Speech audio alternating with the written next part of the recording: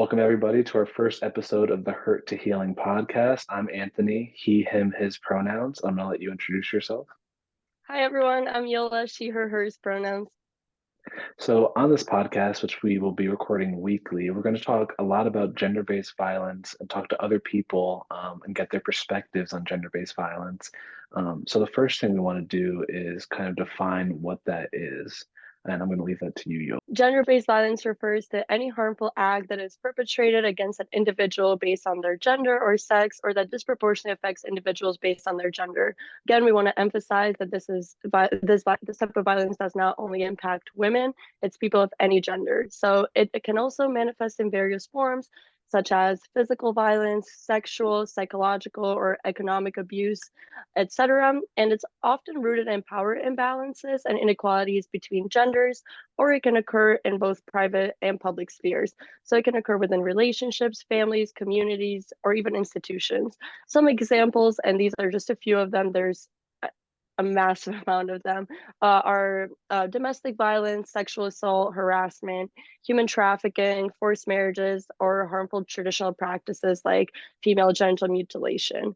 So as we can see here, gender-based violence, this is still like an expanding definition. This is not the type of field that has had an extensive amount of research. So we also just want to emphasize that this is a working definition and we're also still learning about it, just like you all are. And the point of this is to just kind of bring awareness around that and make this like a learning experience for us all. And that's something that I wanted to emphasize, like as we go through each episode and as we talk to each new person, Yola and I's definition of gender-based violence will change, and hopefully yours will change as well, because we don't know how to fully define it right now, and each day, each new person we talk to brings a new kind of layer to what gender-based violence looks like for us. So we're hoping that our definition of that can grow as well as yours throughout these episodes that should be coming out every week from now on. So the first thing we wanted to do was introduce ourselves so that you can kind of get an idea of who we are and our history in the field, what brings us into the field. So again, I'm Anthony Figueroa. I'm a third year student at UConn. I study sociology. And I first got started in this work, throughout my life, it's kind of been apparent in my life. I was raised by some really powerful women that kind of made this a reality in my life, and made it something that I'm really happy to talk about and engage with. And that kind of led me to the Women's Center on campus, where I became the facilitator. Well, first, I was a participant in what is called the Men's Project through the Women's Center here at UConn, where a group of men meet once a week and we talk about gender-based violence, we talk about sexuality, we talk about masculinity, we talk about where men fit into feminism, what our role can be there. So I started as a participant and then I became a facilitator for that. And I spent almost 2 years creating a syllabus, creating a curriculum, and kind of leading a discussion with a group of men about gender-based violence and kind of learning and expanding our knowledge together through a vulnerable space. And that kind of led me to just be really interested in this topic. Yeah, so other than that, I kind of just in my daily life am interested in gender-based violence and these kinds of conversations, and I'm really excited to learn from all the interesting people we have lined up to talk to.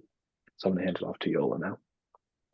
Yes, Anthony, thank you for sharing that and also just talking about the work you've done. I think it's so important, and I have shared this many times with you, but I just wanted to reiterate that because I think it brings awareness, but also highlights the impact that anyone, regardless of their identities, can have on this type of work. Because as we talked about earlier, it doesn't impact just one specific group of people. This is a societal and systematic issue. Anthony and I actually met at the Women's Center. I was part of the Women's Center. I took, oh, sorry, I need to introduce myself. So Anthony and I actually met at the Women's Center. My name is Yola Bufi. I use she, her pronouns, as I mentioned. A fourth year student at UConn. I study political science and women, gender, and sexuality studies with a minor in human rights. I first got started in this work kind of similar to Anthony based on my background. I am Albanian. I lived in Albania And if anyone knows anything about it, I think cultural components are a very big part in gender-based violence, as we're going to cover in the upcoming episodes. So I was exposed to violence like in my early childhood in one way or another. And that kind of made me passionate to learn more about it and just learn how I can be a support person, but also kind of share resources with people. So when I moved to the US, I started learning more about it. But then when I came to UConn, I took a course on rape and sexual awareness. And that kind of made me even more interested in learning about it, but also how I could be of help and not just spreading awareness. So then I became a facilitator for Empower, which is a support group that is student led through the Women's Center. And I was a co-facilitator where we would have weekly meetings focused a lot on healing, but also in increasing awareness and offering a safe space for survivors of gender-based violence, where they could talk about their experiences, things that they might be struggling with, or even share like any tips that they might have with people that are kind of going through similar journeys or just struggling with similar stuff or just learn new things. So, with that being said, it's kind of the atmosphere we would also like to bring to this podcast where everyone can share their own experiences and say what their thoughts are, but also what they think is helpful, that has been helpful for them, and how we can learn from that. Yeah, exactly. And I thought you made a good point about developing like this sense of wanting to help after experiencing that. And I think that we are similar in that way, where like we both kind of experienced this violence, and it's made us really want to like learn and help others with it. And I don't know what it is about that experience that makes us so interested in wanting to like share this information, but I think that's a really important component. And I also think that it'll be exciting and interesting that when we bring other people on this podcast who also share the want to like share this kind of information or talk about this information, like what their impetus would have been or their story was to like get here. And just so that the listeners know, like we do plan on asking folks about that if they're willing to share like what gets you to this point, because Yola and I happen to have sort of a similar thing that got us there, but not everyone does, and it's pretty interesting to know what people are getting, how people are getting here. Yeah, exactly, Anthony. And I think a big part of that is what brings people to this, that it's like, okay, I've been through something similar and now it's like, I want to give back. I think it's we're all in one way or another are sort of connected with each other. And the only way, it's kind of Bell Hooks talks about this like theory as like a liberatory practice and kind of your own experiences. So I think for people that have had a lot of trauma or have gone through a lot of things, there's this desire to transform that and use that anger or pain or whatever it is that still lasts within your body, within your mind, use that for a greater purpose, but also it kind of helps you liberate yourself. So it's like transforming that pain into healing, which is kind of where the name of our podcast came from. So it's not to completely erase the fact that we've been hurt or are hurting constantly, but it's like there is a path within that. And we hope to meet everyone wherever they are in their journey and kind of move through that path together. Because the biggest part, which is something that I noticed, especially like growing up, is I wanted something like this. I wanted a space where I could go and maybe resonate with some things, and some things I'm like, no, that doesn't resonate with me at all. But just having a space where I could feel seen to a certain extent and take things that could help me transform my own pain, and why not be able to like do that for other people. Yeah, and with that being said, we want to reemphasize that this podcast is only for educational and informational purposes, and it should not be a replacement for medical or legal advice. In terms of medical and legal advice, we're going to do our best to include that towards the end. So if you are struggling with something revolving around that, then we can provide those resources, but we personally are not those resources. To go further, those people that we will be interviewing in the coming weeks have varying levels of expertise in this field, and those people should also not be looked at for legal or medical advice. Those should only be taken from those resources that we provide at the end. So just keep that in mind as we go through these interviews, that all the opinions shared are those of the interviewers, us, and the interviewees, those people that we'll be talking to. Yeah, for sure. And obviously, we're going to do our best with attaching the resources, as Anthony mentioned. And in every podcast and every episode, we will also do our best attaching trigger warnings. Starting with this one, the contents of the interviews or just the podcast in general, they're going to include discussions of like physical, sexual, emotional, and psychological violence, discussions of potentially traumatic experiences, including but not limited to harassment, abuse, or even assault. So there will be a mention of sensitive topics and language that may be triggering for survivors or individuals with related trauma or with related experiences. So we fully understand, and we definitely recommend like take a step back if you need to, like reach out for help, for resources like the ones that we're going to include or other ones. And like the episodes, as Anthony mentioned, are going to include interviews or even potentially testimonials of people that might want to share something that's relevant to them. And we will do our best to give trigger warnings accordingly, but we also want to allow the people that we interview to share whatever they feel comfortable sharing and offer that space for them to share their own experience. Yeah, and I also want to say that if you're starting to feel those feelings, or if we don't give a proper trigger warning, please feel free to like reach out to us on social media. We're going to share our social media handles at the end, or even in the comment section, and just say like, "Hey, I had this, come up for me, but I wasn't warned for that. Can we make an adjustment?" And Yola and I will be super um, willing to like do that. And because Yeah, very we want, receptive. yeah, we want this to be as accessible as possible for everyone. And part of that is having a diverse group of people that we want to interview. We don't plan on just interviewing a certain kind of person, a certain race, or a certain gender, a certain gender identity. So we really want to make an effort to make this as accessible as possible for everybody. And a huge part of that is if you feel like you're not being represented in those trigger warnings, to just reach out and we'll be very happy to include. If we have to do 10 minutes of trigger warnings, then we have to do 10 minutes of trigger warnings. That's what it's going to be. So that's kind of our vision for this podcast is gender-based violence is experienced by everyone. It doesn't matter what identity you are. So for that reason, trigger warnings have to be received by everyone. So that's what it's going to be. So I just wanted to say, reach out if you're willing, um, just to let us know how we can warn you better. Yeah, and for sure. And I think there is this kind of balance, right, of feeling uncomfortable and feeling triggered, like, especially we all at one point or another, including myself, may feel extremely triggered about certain things. And if you are new to this type of work or this learning, you may notice that you do get uncomfortable. The podcast is not meant to make anyone feel super comfortable. There has to be the topic in itself is something that's very triggering and very sensitive.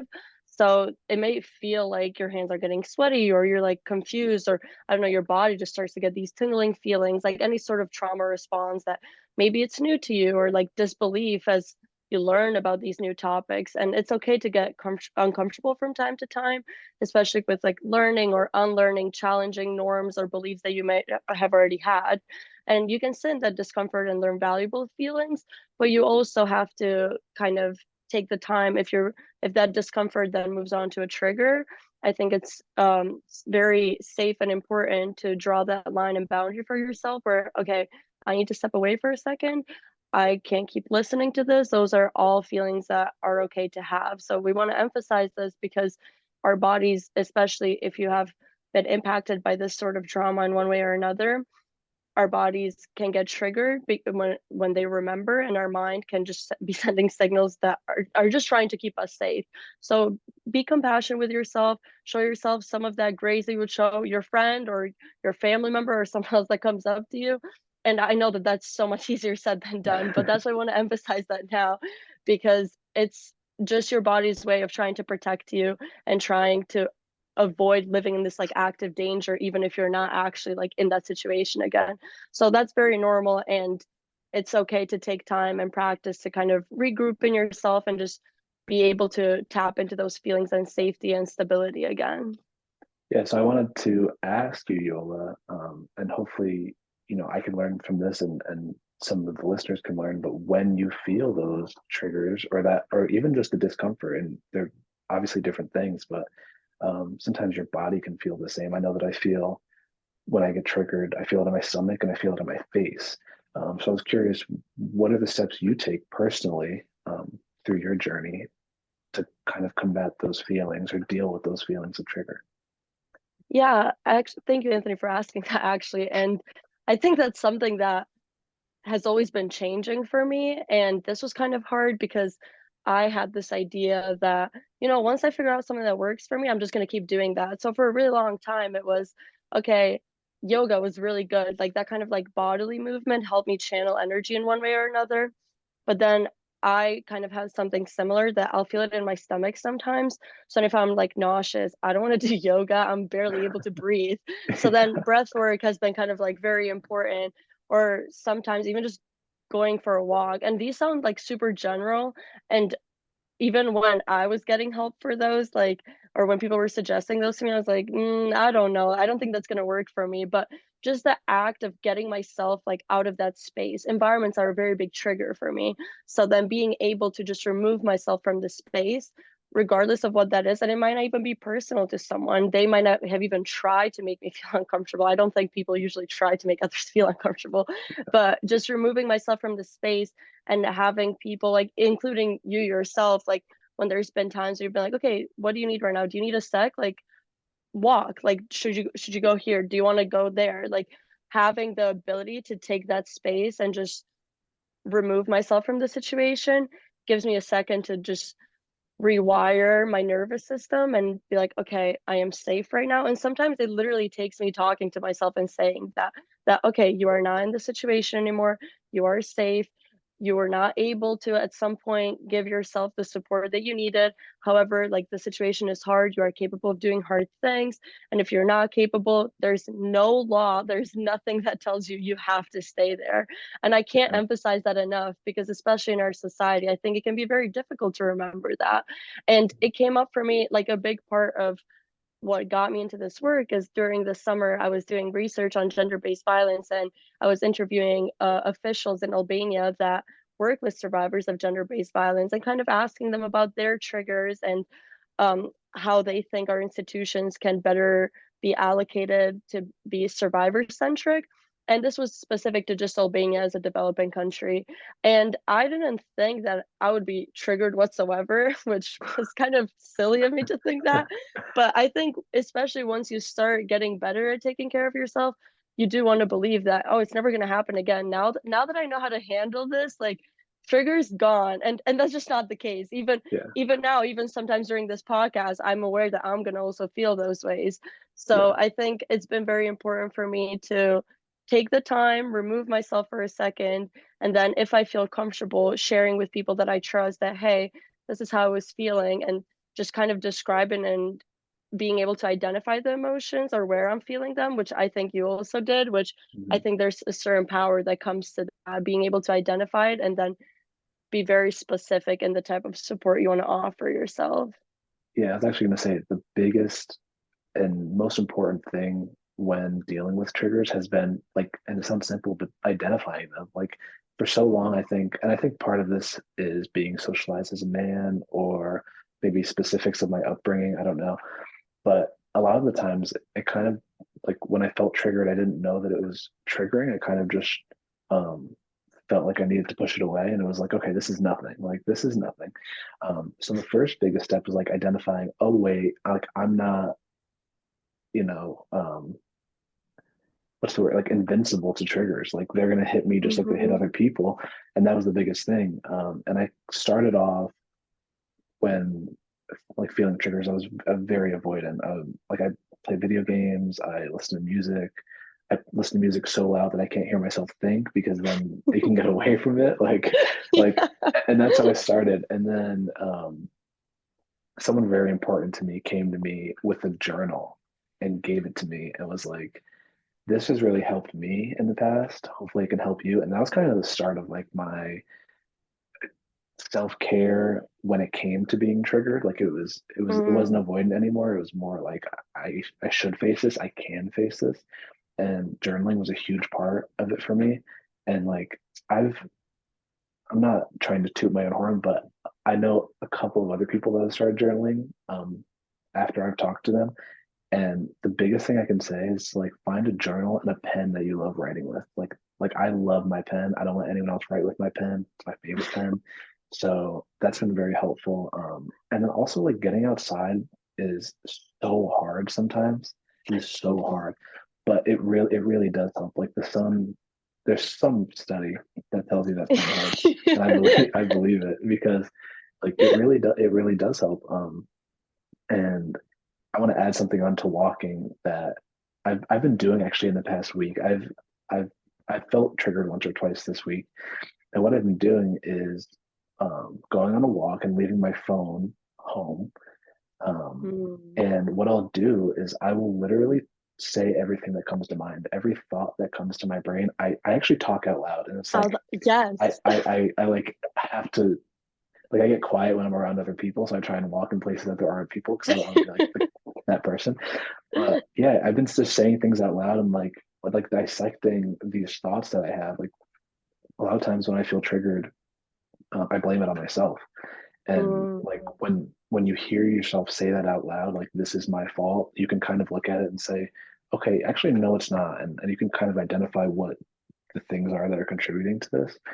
And then I think that the last part that's been very helpful for me is just finding people that I can confide in. Like you can have like it's great to have as many friends as you can, but Mm. when you feel these ways, like it's really important to have a friend or friends that can identify with your struggle and like understand you. And Yola has been that for me a lot. I have family that has actually been there for me a lot, and I'm very lucky for that. So yeah, I think those are the things that have really helped me, first identifying them, but then like Hmm.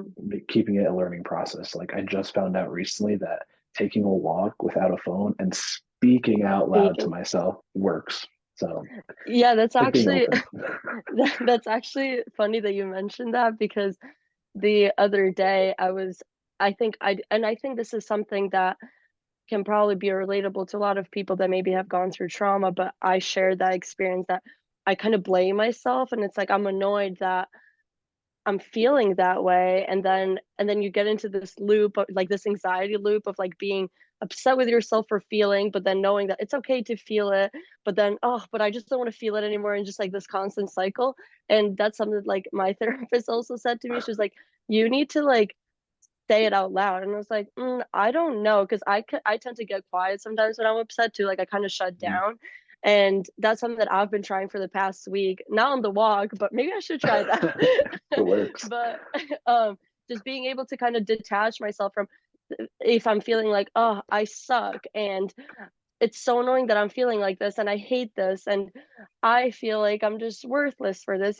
these are feelings that come up for me very often and to have the ability to kind of okay well I know I'm not worthless like I know that I'm knowledgeable about something and I know that my worth doesn't depend on this but then being able to like say that out loud makes you realize how mean you're actually sounding in your brain and then you Yeah. detach from it like my therapist said something I haven't tried this yet so take this with a grain of salt Yeah. but she said that if you're able to like identify you can like characterize you're like well my anxiety is telling me this or my trauma is Mhm. has convinced me that for some reason I should not be reacting this way. And then you realize you're like, okay, no one's to tell me what I should or shouldn't do. So Yeah. then it's like I can feel this. Like, okay, my trauma is just like, what are they talking about? So you're able to then just kind of joke around with yourself. And but when you speak something about like speaking it and Yeah. just being able to put it out there, I think yeah, definitely science behind that for sure. But It's now you're somewhere. yeah, it's somewhere for sure. So But if you no, want to learn more seriously, like about it, yeah. I'm sorry, trauma can be so tricky. Like it tricks you. Like it plays tricks on you. It's like there are all these things that well, I can't speak for everyone. I can speak for myself, but there are all these things that I've like convinced myself is fact about myself. Mm, And I had a distinct moment last night where like I was walking and it was dark and I like said out loud, I said, like, why am I like this? And then I said, like you make everything bad. And then like I actually mm, I almost started like dying of laughter and I was like, oh my God, like who told me that? Nobody did. It was just me. Like just yeah. there's literally no point to think that way. I mean, obviously, like it comes from all of these places, Right. but like there's something funny to me about like sitting back and really realizing that like this is all coming from my brain. I don't have to think this way, but Mm-hmm. I have to find a way to deliberately like be responsible for my Right. healing. And that's kind Yeah. of a pattern in my healing is like I have to be responsible for my healing. Mm-hmm. And it's unfair that I was put in a place that I had to heal. But Mm-hmm. here I am in a place where I have to heal, and I have to be responsible for that healing. And that's good to learn. That's good to Yeah. know. Yeah, exactly. And it's obviously, and I cannot emphasize this enough, and not even to myself, but I try. It's like you're not responsible for what happened to you, Yeah, but your healing is kind of in your own hands. A lot of what we end up feeling, and we can't control what other people do, and that does suck sometimes. I won't lie, because yeah, sometimes that does seem like it would be a lot easier, but we can't control how we end up responding to things. And obviously easier said than done, and that takes a lot of work, but that's why we're here, and that's why there's resources out there, and that's why we're trying to raise this awareness, so we all can move like one step closer to that healing, whatever that may look like for each person. We're all in different parts of our journeys, and we move back and forth a lot, myself included. So we want to just make sure that we're offering some sort of space or some sort of experience that can be relatable in one way or another. And we will try our best to keep it as honest and vulnerable. And I think, thank you, Anthony, for sharing. And thank you for holding thank the you. space for that. And just going back, thank you for also being there for me throughout all of this. Like, I don't think I would have been able to get here and share in the way that I'm doing with anyone else. And I'm very grateful to have found you and many other support systems, and hopefully we'll be able to share some of that with all of you guys and with all of you all, and be able to get our interviewers, but also listeners, to sort of do the same if they feel comfortable doing so. Well, I want to first say, I also want to thank you, of course. You've been a big part of my healing. And I wanted to just quickly touch on something that you mentioned about how our healing looks different. I think that's a huge point. My healed self does not look like your healed self, does not look like any of our watchers' healed self. My anxiety does not look like your anxiety. Mm-hmm. My depression does not look like your depression. So I think it's really important when we're healing, and again, so much harder to do than to say, whatever the phrase is. Um, but like it's so important not to compare my healing to your healing or my Mm-hmm. process to your process. Like Yola can be doing something that's amazing, and I can say, look at her, she is doing so well, she's doing so much better than I am. But that's you're doing yourself such a disservice by doing that, and Mm-hmm. you're like downplaying your own healing. So I Mm-hmm. think it's really important not to like, downplay your own healing just because you see someone else doing a great thing, because you're also doing a great thing. You're just not telling yourself you're doing a great thing. That's Exactly. the problem. That's so, and we'll That's do the our problem. best to remind you of Yeah, that. of course. Everyone in here is doing a great job with their healing, I'm sure. Exactly. And the first step, even just like listening to this, or even wanting to get more knowledgeable about something or raise awareness and take time out of your day to think about things that are not easy to think about, like that's an amazing step. And I'm very Mm. proud of all of you. Yeah, exactly. Exactly. Okay, and with that being said, we're going to close out our first episode. We want to remind you that we are going to have interviews coming in the next couple of weeks. And finally, we wanted to throw out some resources just in case you were feeling like you were in need of some. So I'll start with the ones that we have on the Yukon campus if you're a Yukon student. Obviously, we both have history with the Women's Center. We have loads of full-time staff who are super qualified. If anything has happened to you, if something's happened to your friend and you just want someone to talk to, we are located on the fourth floor of the Student Union. A lot of great resources there for things regarding LGBTQ plus, LGBTQIA plus. We have the Rainbow Center, which is also on the fourth floor of the Student Union. They also have a slew of full-time staff that is super knowledgeable and can really help you through your journey. We also have student health and wellness. They're a great resource. They do have what's the word, the obligation to report what happened, so that's less confidentiality if you go through Shaw. And then you also have your resident assistants who are also obligated to tell higher ups about your story. So if you're looking for some confidentiality, those cultural centers on the fourth floor of the student union are great. I mean, all the cultural centers, the Asian American, African American, they all have those resources. And those are great for confidentiality. If you're looking for legal help, um, Shaw and your resident assistant may be a more efficient option, but I'm throwing those out now. I'm going to let Yola do our other resources. Yeah, and obviously, we hope that our podcast reaches as many people as possible and hopefully outside of the Yukon community. So, the National Domestic Violence Hotline is there. We will attach links to all of the ones that we're going to mention and also the phone numbers, but just for right now, 800-799-7233. There's also a lot of organizations that might be able to help or kind of guide you in different resources and places you might go, like Equality Now, UN Women, Association for Women's Rights and Development, Womankind Worldwide. And obviously, like, these are not just specific to women, they are able to support individuals that have been impacted or are survivors of gender-based violence. So feel free to check any one of those out. And if anyone else that is watching this has any other resources that they think might be helpful or that they have used and have helped them a lot, please do share them below and we'll do our best to highlight them and just advertise them as much as we can. Again, we want to make sure that we're helping everyone and spreading awareness for as many things as we can. And there may be many things that Anthony and I don't know, but that's why we're all in here learning together and healing together in our own ways. So please feel free to share.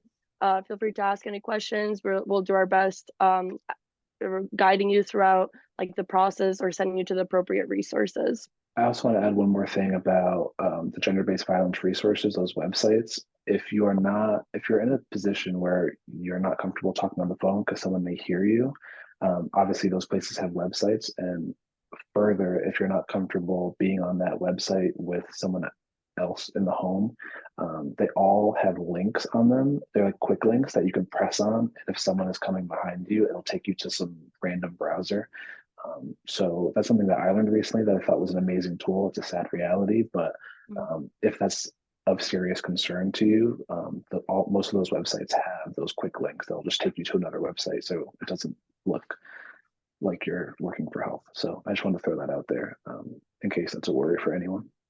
Yeah, that's super important. And thank you, Anthony, for that. Also, just want to thank you all for listening, and please give us any feedback. We're very receptive to it. Yeah. We're all looking to learn and just tailor this as much as we can to any of your needs, questions, concerns, all of that. So please feel free to reach out. And we just appreciate all of you and all of the support that we've been getting so far. And hopefully, if you have also any ideas of people that you think we should be interviewing, we're receptive to that. We're still going through lists and people that we're going to interview. But with that being said, stay tuned for our first interview next week. The podcast coming out weekly with different people we're interviewing. We won't give up who we're interviewing yet, but stay tuned. And I'm very excited to interview this person. We've worked very closely with them, and we are looking forward to what they have to share on the podcast. Yeah, and if you feel compelled to reach out to us, my Instagram is Anthony X Figueroa, which will be linked down below.